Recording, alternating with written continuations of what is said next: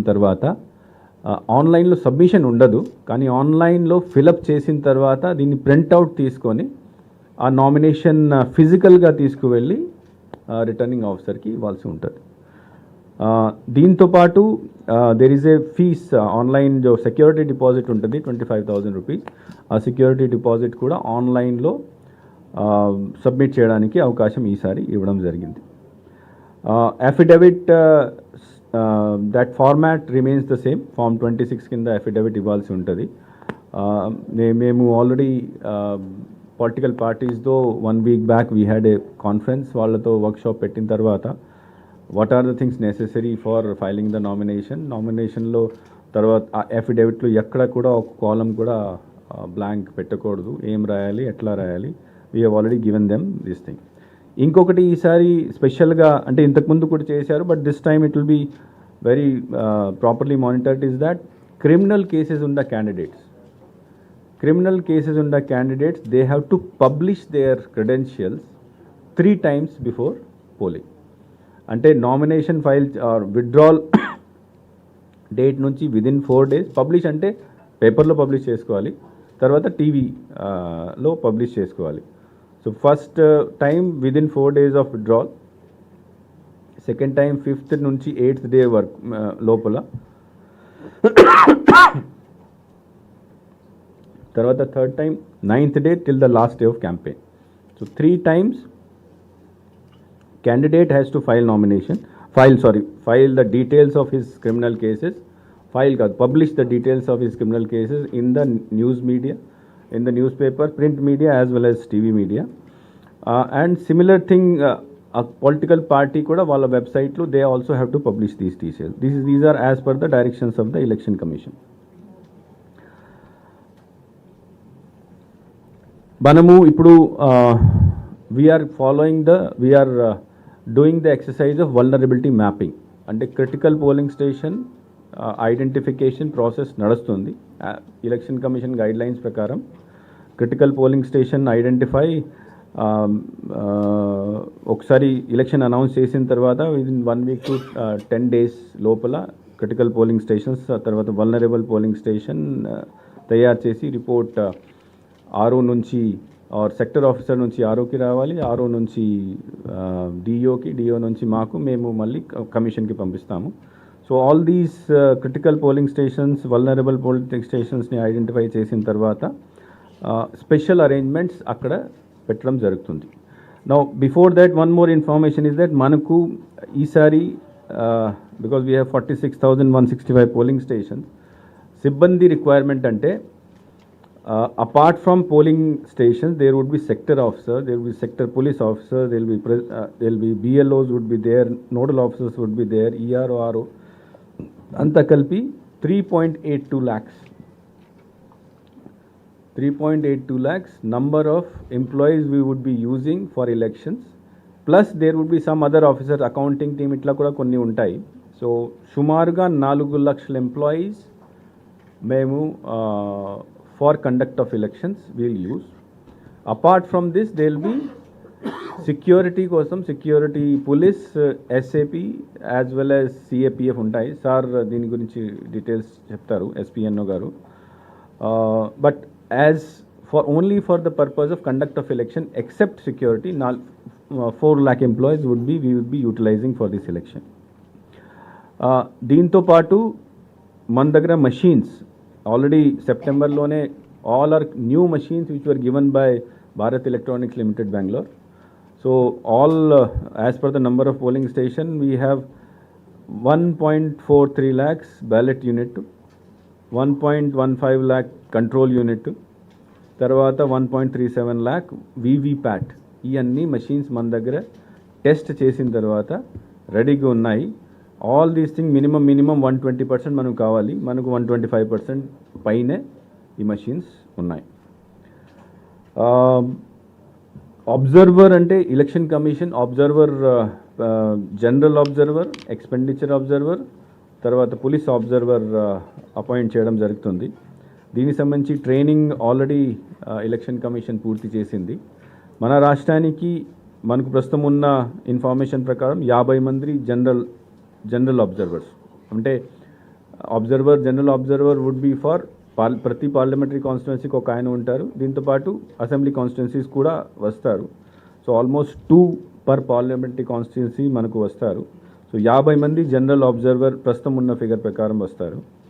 Expenditure observer 115, అంటే ప్రతి assembly కాన్స్టిట్యున్సీస్కి ఒక ఎక్స్పెండిచర్ అబ్జర్వర్ ఉండదు.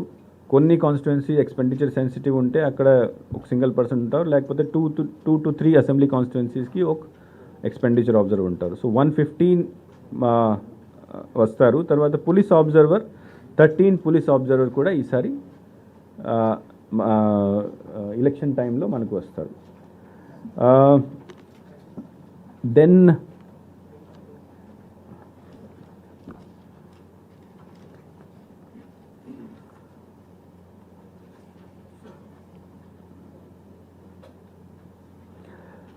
ఫర్ సీజర్ ఫర్ మనీ పవర్ని కంట్రోల్ చేయడం కోసం చాలా ఎలాబరేట్ అరేంజ్మెంట్ ఈసారి చేయడం జరుగుతుంది. నా ఇంతకుముందు కూడా things were being done, but this time it is more systematic in the way. మనకు ఎలక్షన్ కమిషన్ ఇచ్చిన గైడ్లైన్స్ ప్రకారం 22 ఏజెన్సీస్, 22 సెంట్రల్ తర్వాత state government departments, they will be monitoring the flow of money, liquor, drugs and other freebies. So దాంట్లో narcotics control bureau ఉంది, income tax department ఉంది, GST ఉన్నది, మన state తరఫు నుంచి forest, transport, excise, SEB, police, central government నుంచి మళ్ళీ BCS, bureau of control of aviation, ED, enforcement director, FIU, financial investigation unit, ఇట్లా 22 ఆర్గనైజేషన్స్తో మనము వాళ్ళ నోడల్ ఆఫీసర్ ఆల్రెడీ అపాయింట్ చేయడం జరిగింది.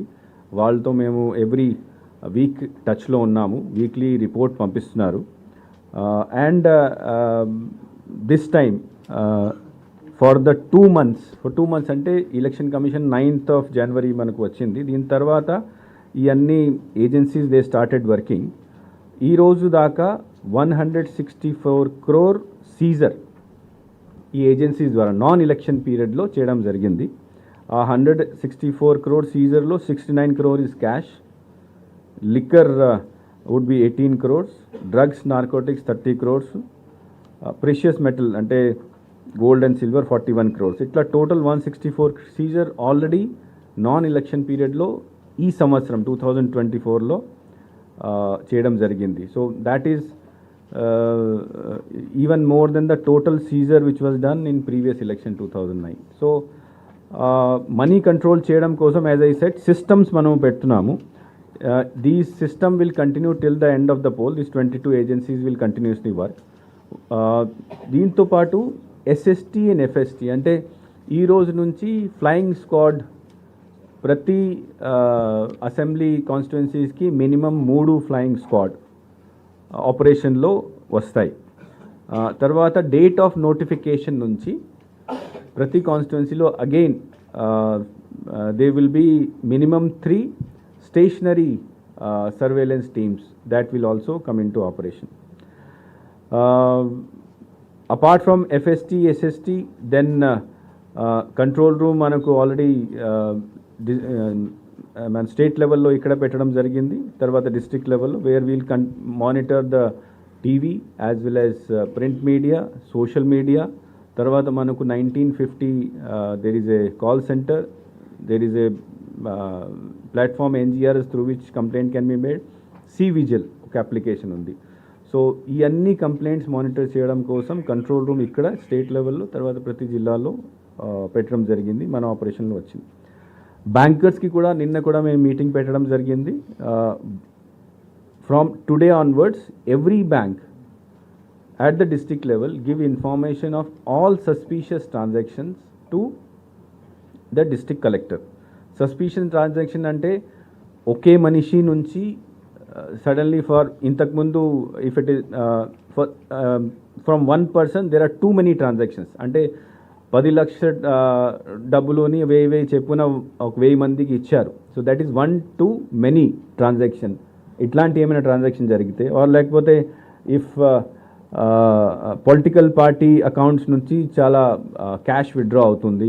Are otherwise once the candidates are fixed, candidate fix అయిన తర్వాత if a candidate withdraws more than 1 lakh rupee from his account cash, then that will be reported. So suspicious transaction రెగ్యులర్గా ప్రతి జిల్లాలో ప్రతి bank district కలెక్టర్కి ఇవ్వడం decision చేసుకోవడం జరిగింది. తర్వాత lot of use of helicopter aircrafts is there during elections campaigning కోసం. జనరల్గా ఆర్ మామూలుగా కమర్షియల్ ఎయిర్పోర్ట్ ఆర్ హెలిపోర్ట్కి వస్తే అక్కడ ఫ్రిస్కింగ్ చేయడానికి దీన్ని వాళ్ళు ఏం తీసుకువస్తున్నారు ఏం తీసుకుపోతున్నారు చెక్ చేయడానికి దెర్ ఇస్ ఎస్టాబ్లిష్ సిస్టమ్ ఉంది. కానీ నాన్ కమర్షియల్ ఎయిర్పోర్ట్స్లో there is no police, there is no CISF ఏం ఉండదు. కానీ ఎలక్షన్ ఒకసారి డిక్లేర్ అయిన తర్వాత all such wherever non commercial ప్లేస్లో ఎక్కడైనా హెలికాప్టర్ లేదా ఎయిర్క్రాఫ్ట్ ల్యాండ్ చేస్తే అక్కడ ఫ్లయింగ్ స్క్వాడ్ ద్వారా లేకపోతే పోలీస్ ద్వారా వాళ్ళ సంబంధించి సామాన్ ఏం తీసుకువస్తున్నారు అది కూడా చెక్ చేయడం జరుగుతుంది. So this is additional method which has been place to check the if any suspicious thing is brought by any helicopter or this thing. తర్వాత media monitoring, social media monitoring కూడా నిన్న కూడా I had a workshop with all the press friends, so they are aware of that thing. Another thing is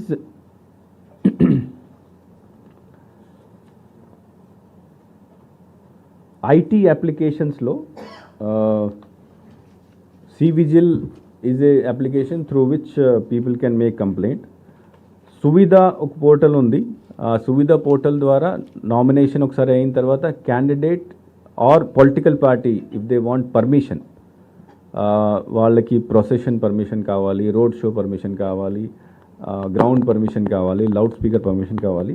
so ఈ Suvidha portal దీనికోసం ఉపయోగం చేయడం జరుగుతుంది.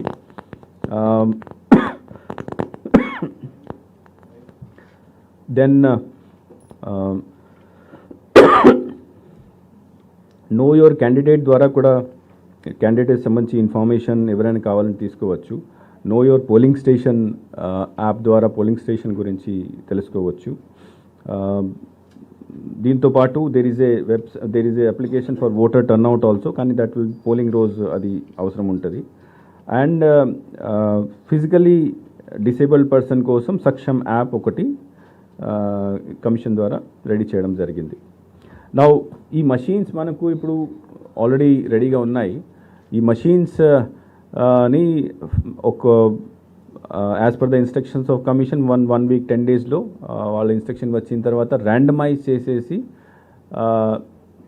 Assembly కాన్స్టిట్యుయెన్సీస్కి పంపించడం జరుగుతుంది. ర్యాండమైజ్ అంటే కంప్యూటర్ ద్వారా ర్యాండమైజేషన్ చేయడం జరుగుతుంది. ఆ randomisation will be done in the presence of political parties. We have given training to all employees, even police department has also given to all the election related employees except polling duty lo వెళ్ళిన వాళ్ళ కోసం, because వాళ్ళ data కూడా మేము అంతా తీసుకోవడం జరిగింది. డేటాలో మళ్ళీ their randomization has to be done. First వాళ్ళకి we will allot them the assembly constituency, first randomization lo. Second randomization lo then we will or first randomization lo we'll form the team. Second randomization lo we'll allot the assembly, and third randomization lo we'll allot the polling station. ఆ polling station allotment అయితే ఎలక్షన్కి ఒక రోజు పోలింగ్కి ఒక రోజు ముందు చేయడం జరుగుతుంది. But first polling team will form. So next 1 week 10 days will form, and then we'll start training of these people also. Apart from polling persons, training of all the other persons have been completed.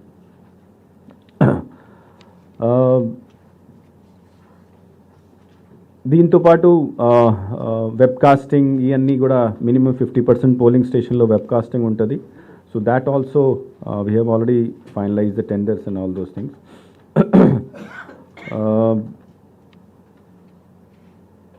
Yeah, this is from my side.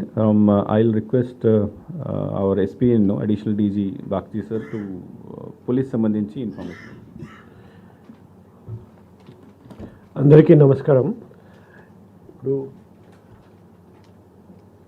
మన police deployment ఒకటి polling station లెవెల్లో ఉంటుంది.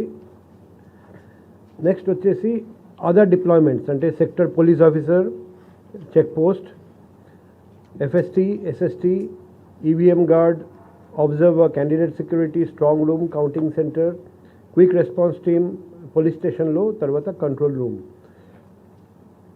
So మొత్తం force requirement చూస్తే for polling station deployment మనకు 1,61,846 force కావాలి. And other places అంటే sector police officer, city district check post, interstate check post, SST, FST, EVM guard, అక్కడ కూడా నక్సలైట్ ఎఫెక్టెడ్ ఏరియాలో ఎక్కువ ఫోర్స్ కావాలి. అండ్ నాన్ నక్సలైట్ ఏరియాలో కొంచెం తక్కువ. తర్వాత observer, candidate security, counting centre, again naxalite area, non naxalite area తేడా ఉంది. Liaison officer for central arm police force, quick response team at police station, control room, route mobile, pickets అంతా కలిపి another 56,669 అంటే total చూస్తే 2,18,515 force కావాలి. So మనకు force వస్తుంది. ఒకటి మన రాష్ట్రంలో all available force civil, AR, APSP, home guard మేము మొబిలైజ్ చేస్తున్నాం. తర్వాత సెంట్రల్ ఫోర్స్ మనకు వస్తుంది. ఆల్రెడీ 100 కంపెనీస్ సెంట్రల్ ఫోర్స్ అది కమిట్ చేయడం జరిగింది. ఇంకా ఫోర్స్ కూడా వస్తుంది. అది కాకుండా మేము వేరే రాష్ట్రానికి కూడా లెటర్ రాస్తాము, రిక్వెస్ట్ చేస్తాం ఫోర్స్ పంపమని. మేము కూడా వేరే రాష్ట్రంలో ఎలక్షన్ జరిగితే అక్కడికి ఫోర్స్ పంపిస్తాం. అదే మాదిరిగా మేము కూడా ఫోర్స్ అడుగుతాం, వాళ్ళు కూడా ఇస్తారండి. అది కాకుండా మన రాష్ట్రంలోనే other departments and ex service men, retired police officers, retired police men and other departments అక్కడి నుండి కూడా ఫోర్స్ మొబిలైజ్ చేస్తాం. అది మొబిలైజ్ చేసి షార్ట్ ఫాల్ మీట్ చేయడానికి ప్రయత్నం చేస్తాం. సో ఇంకొకటి ఎన్ఫోర్స్మెంట్ గురించి చెప్పాలంటే ఆల్రెడీ మనకు 121 చెక్ పోస్ట్ ఉన్నాయి. అది కాకుండా ఇంకా కొన్ని రూట్స్ మనం ఐడెంటిఫై చేసాము. ఆ రూట్స్లో కూడా అడిషనల్ చెక్ పోస్ట్ ఏర్పాటు చేయడానికి మేము ప్రయత్నం చేస్తున్నాం. Media both print and electronic media ప్రతినిధులందరికీ నా రిక్వెస్ట్ అంటే మీ నాలెడ్జ్లో కూడా ఏదైనా ఇన్ఫర్మేషన్ ఉంటే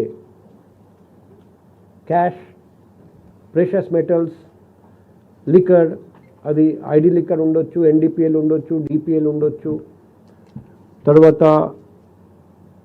ఎన్డీపీఎస్ యాక్ట్ ప్రకారం డ్రగ్స్, నార్కోటిక్ డ్రగ్స్, గాంజాయి అనుకోండి. సో అండ్ ఫ్రీబీస్ అంటే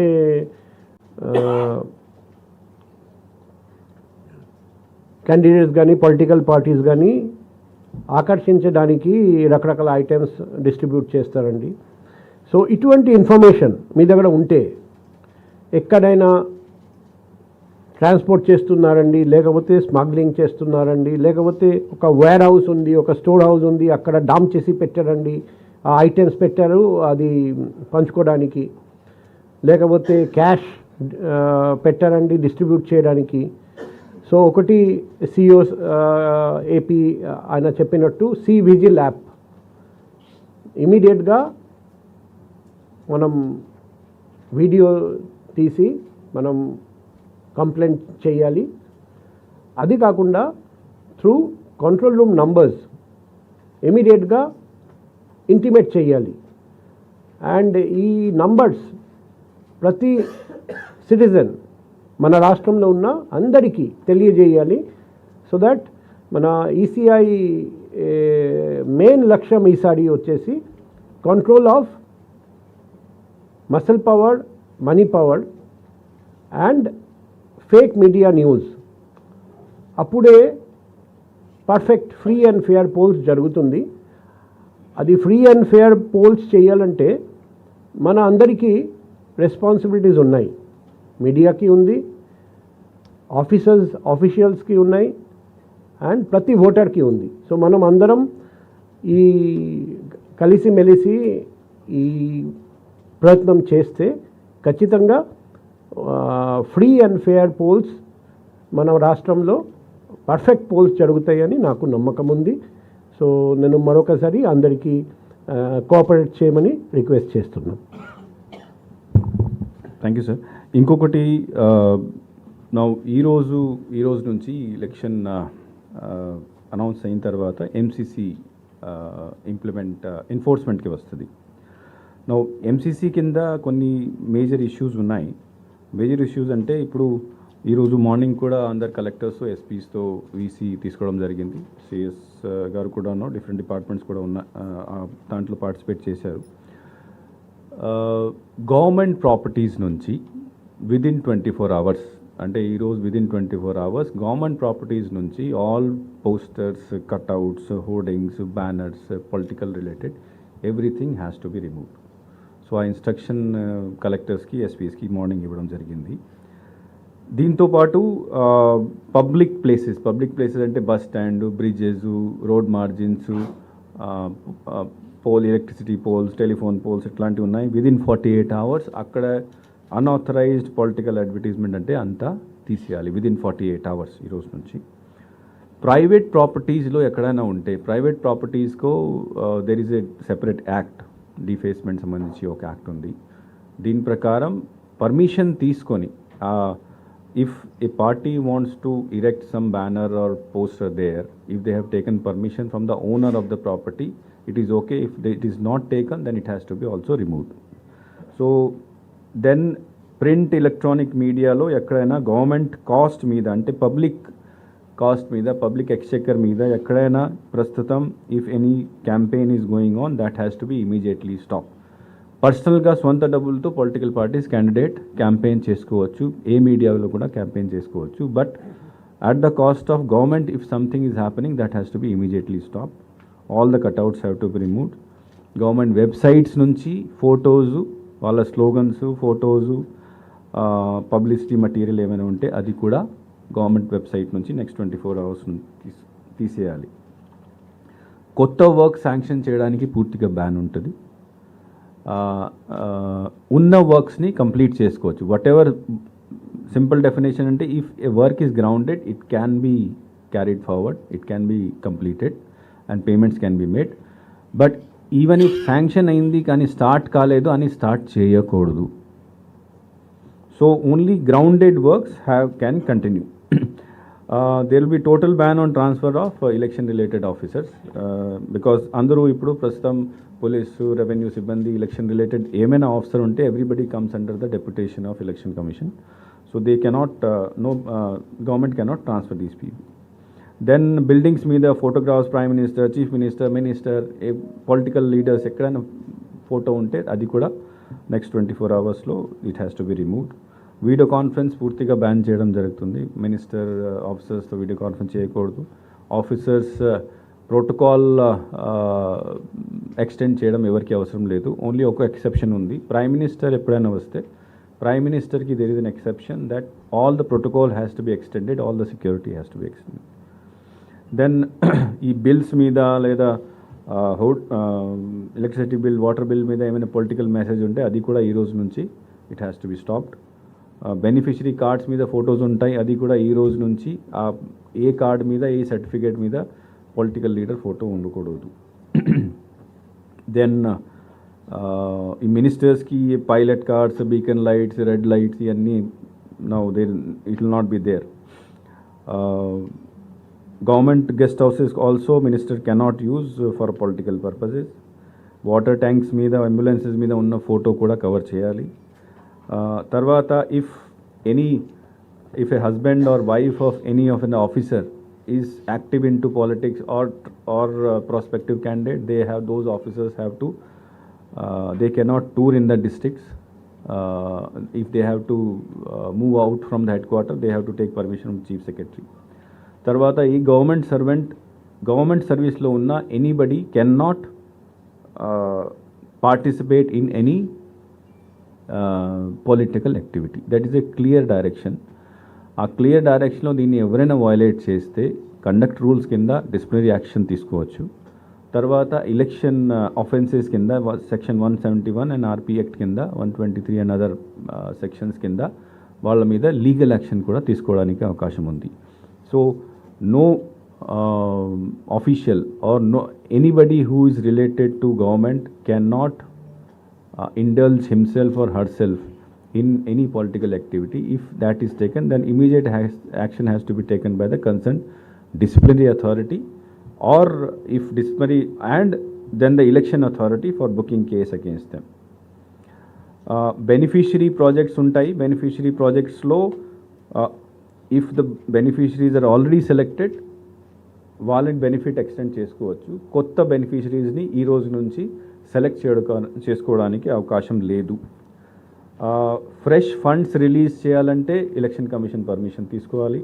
ఫ్రెష్ వర్క్ చేయాలంటే if any urgent work is there election commission permission తీసుకోవాలి. No land allocation, even small extent also, ఇండివిజువల్కి లేదా కంపెనీకి లేదా ఏదో ఎంటిటీకి land allocation cannot be done by the government or government authorities. ఏ కంపెనీతో కూడా ఏ బయట వాళ్ళతో కూడా అగ్రిమెంట్ మళ్ళీ చేయాలంటే ఈసీఐ పర్మిషన్ తీసుకోవాలి. రిక్రూట్మెంట్కి స్టాచ్యుటరీ బాడీస్ అంటే ఏపీపీఎస్సీ, యూపీఎస్సీ వాళ్ళ రిక్రూట్మెంట్ నడుస్తుంది. కానీ నాన్ స్టాచ్యుటరీ బాడీ ఎక్కడైనా ఉంటే వాళ్ళు రిక్రూట్మెంట్ చేయాలంటే ఈసీఐ పర్మిషన్ తీసుకోవాలి. ఇనాగ్రేషన్స్ ఏం చేయకూడదు. కొత్త కన్సెషన్ గ్రాంట్స్, డిస్క్రిషనరీ గ్రాంట్స్ చేయడానికి అవకాశం లేదు. తర్వాత మెడికల్ కొన్ని కన్సెషన్స్ ఉంటాయి. అంటే for example CM relief fund, PM relief fund ఉంటాయి. దాంట్లో ఇఫ్ మెడికల్ అంటే kidney, heart, some diseases where immediately operation has to be done, ఆ కేసెస్లో సెలెక్టివ్ కేసెస్లో ఆఫీసర్స్ కమిటీ ద్వారా ఆఫీసర్స్ ద్వారా నిర్ణయం తీసుకొని వాళ్ళకి బెనిఫిట్ ఎక్స్టెండ్ చేసుకోవచ్చు. బట్ జనరల్గా బెనిఫిట్ ఎక్స్టెండ్ చేయడానికి అవకాశం లేదు. So these things from today onwards it has come in to force ఈ రోజు నుంచి. Political party ప్రచారాల్లో